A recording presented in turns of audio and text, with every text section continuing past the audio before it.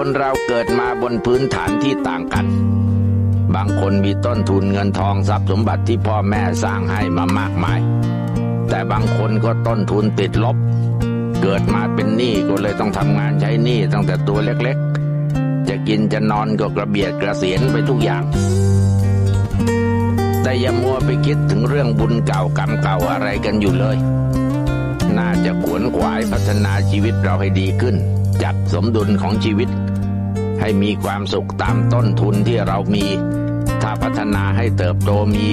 มากขึ้นก็ลุยทำเต็มกำลังความสามารถ